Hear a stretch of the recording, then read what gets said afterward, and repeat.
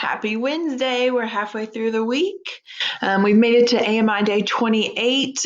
And again, we're still working on the 2020 Pandemic Journal. I hope you're having a good time with this lesson. I'm really enjoying talking about it, reading your answers. Honestly, I'm kind of nerding out over how excited I am just to see what's going on in your world, just because we've been apart so long that I just love knowing what's going on. I love knowing what you're thinking about it. It's just been really enjoyable to read your answers. So I hope you guys are having a good time with this lesson. Anyways, enough about what I love. I just want to talk about what we're doing today. So day 28 consists of you answering, how has this event challenged you? Be specific. What has been so challenging for you? Is it the whole fact that you're not allowed to go to places?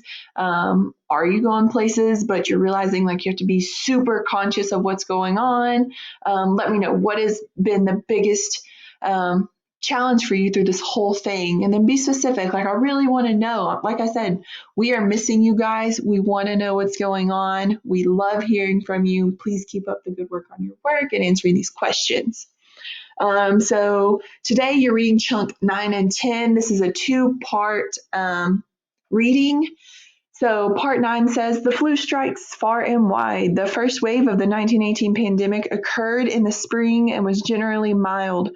The sick who experienced such typical flu symptoms as chills, fever, and fatigue usually recovered after several days, and the number of reported deaths was low.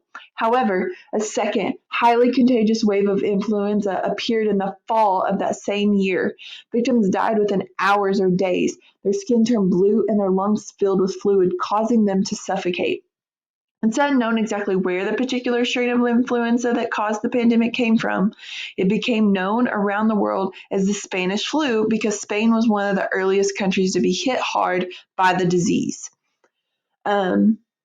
Chunk 10 says, one usual aspect of the 1918 flu was that it struck down many previously healthy younger men and women, a group normally resistant to this type of illness. In fact, according to journalist Gina Kolata, more U.S. soldiers died from the 1918 flu than died in battle during World War I, and that was from 1914 to 1918.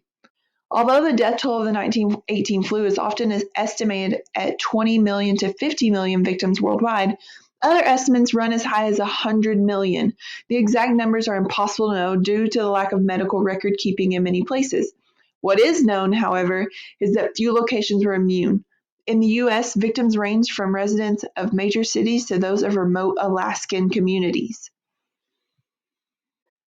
Now that we've read, I want you to answer, how fast did people die of this, or how fast did some people die of this flu? Why is it called the Spanish flu? What was so unusual about the Spanish flu?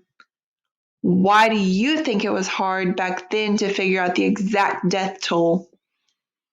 And then continue to do your Venn diagram where you tell me a new, similar aspect or a different aspect between the Spanish flu and COVID-19 outbreak. I'm telling you guys, it is crazy how similar some of this stuff is, and I cannot wait to see what you pinpoint out of the article. Have a great Wednesday.